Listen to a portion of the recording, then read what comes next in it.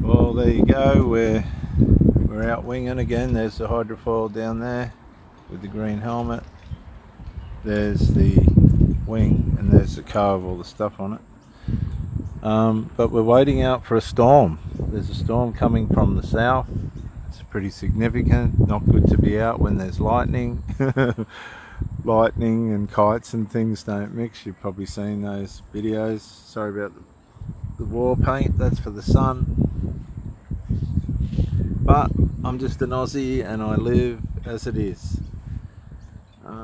I'm not trying to doll up my channel. My channel is as it is. I've got videos in the past where we've been training out there and I've been talking and whatnot, but sometimes you've got to wait out the storm.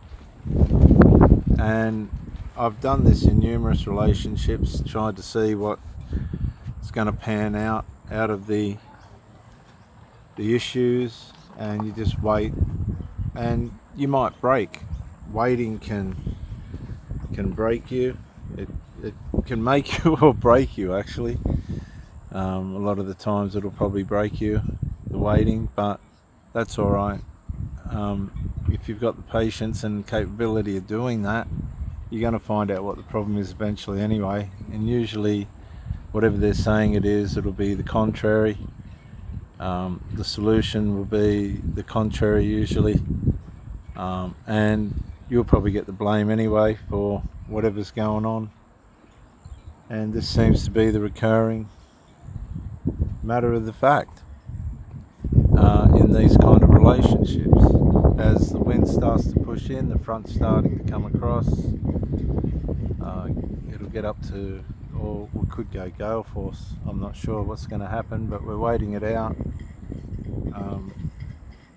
You can see down, if you look down as far as you can, and across the mountains, the cloud bank, the cloud front, that's the weather front. It's coming one way or another. They're getting out of it. They're scampering in that boat there. They're going to get out of it. I've seen a few of them batten down the hatches, as it were. There's a couple of boats that have come over from the other side to moor on the moorings here. We've got some bad weather over the next couple of days, but that's good for us because we need the wind and we want the wind, us swingers. So we'll utilise that to our best convenience. But you have to weather the storms in a relationship, and the beauty of that is you're not engaging whatever the problem is. If you haven't caused it, you're not entertaining what could possibly be just the infantile behavior of somebody that's not in agreement with what you're doing, or the fact that you're with a family member or something. A lot of these people will cause difficulty for the relationship, and you have to be aware that these things happen, and they happen on a regular basis. There's nothing new under the sun. These things happen all the time, and if you're unaware of it, then you'll come undone. How are you, mate? I'd say there's going to be rain with this. I might have to pack up. There might be rain with that by the look of it. I don't really want to go home. I want to go back out, so I'll sit it out. I'll see what's going to happen. That's the least I can do, and that's what I try. That's what tolerance and forbearance and patience and all that stuff's for, to sit out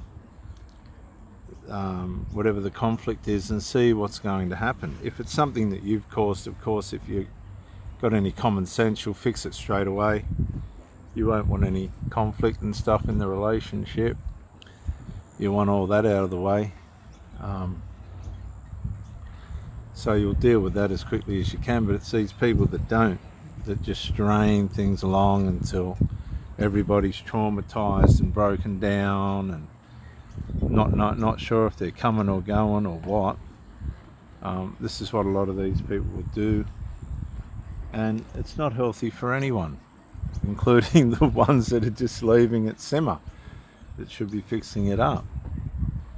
And you need to be aware of, as we read in the passages of the scripture yesterday, we need to be aware of the psychological and physical condition of the people around us. Because if they're not psychologically sound, that's going to have an impact on how they influence our lives. And if you've got people that are a bad influence, bad energy, bad vibration, bad attitudes, bad ways in which they look at life, that's not going to be good for you. That's going to catch up with you and torment you and cause anguish and stress and disappointment and all those terrible things that possibly are coming with this storm. But the thing about storms is you have to accept that they're real, that they happen. And that's what Jesus said. If you build your house on the rock, on wisdom, on what he taught, on what the Bible teaches about the vanity of life and the wisdom of life, if you teach yourself the difference between wisdom and foolishness, the carnal nature and how that works and how sin works, you're going to be a mile ahead of the pack, of the herd. But it has to be a deliberate decision. It has to be something you deliberately decide to do. And if you do, the rewards will be fantastic. So it's just starting to come up now. Things could blow away here. I might have to let the air out of this wing. No, I'm going to sit it out. When the storm comes, at least I'm relatively prepared. I wouldn't say I'm absolutely prepared, but I'm not going to go out there until we see what's going to happen with it. The wind's beautiful. You can see by the flags there that there's plenty of wind. And again, this is predictable. The wind will blow. The wind will come. The storms will come. And you better have strategies in place for when they do, because otherwise you're going to lose things, you're going to get damaged, the people around you are going to get damaged, and nobody wins. And this happens all the time. All the time. And the next thing, we've got to break up, we've got to mix up, we've got to mess up. Somebody's got post-traumatic stress disorder, somebody's had a narcissistic collapse.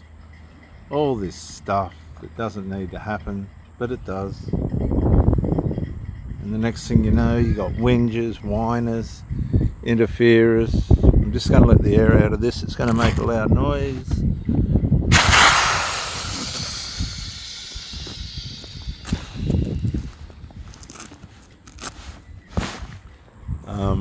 And all the rest of it. And you're asking for a resolve. And a lot of these times, these people just won't give you resolve. They're not going to bring a resolve. And so the next thing you're trying to work out, well, how long can I tolerate this for? How patient can I be here with this? What's going on here? Is the person blocked from resolving the issue because it's a relative? Usually that's the case, child or a mum or a dad or something like that. They're just not going to fix it. And everybody just ends up messed up because somebody didn't have the aptitude or the belief in the relationship. They just didn't have the belief. They weren't going to cooperate. They weren't going to keep things at peace. And they were just going to let the sinfulness of somebody else wreck it. And they did. And this is where you end up like where I am. So you go through 3, 4, 5 months of rehab and getting yourself right and diagnosing what happened. And, you've probably got a smear campaign going against you down wherever they are, which doesn't matter because it's not relative to who you are or what the truth is. They didn't want the truth. That's why things ended up the way that they did. And here comes the weather now. They didn't want the truth. The truth was that everything's okay. your mum's going to be all right. She's getting looked after. But there was just, you know, people that weren't going to have that. They wanted to own their mum. They wanted to possess her and make sure that she wasn't going to go anywhere, or whatever the case was. Just immaturity, basically. And she lost, they lost, I lost. Time. You say, what about the memories? Well, what about the memories? You know, you go into a relationship to build things, not to lose things. And a wise person builds their house, and a foolish person pulls it down with their hands. And that's what these people did.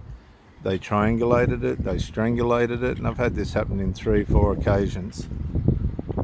And the next thing you're just saying, oh, I'm out of here, I can't do this anymore, because it's trouble that you don't need. But if you wait out the storm, you'll see what the truth is and what the reality is, and then you'll be able to, you know, go off in peace and say, oh well, that was the truth and that was the reality. There was nothing you could do about it. I'm going to go, I'm going to pack up this gear, and I'll see you on the next one. If you're in that situation and it's time for you to leave, just leave and go through the motions of a breakup. Bye for now.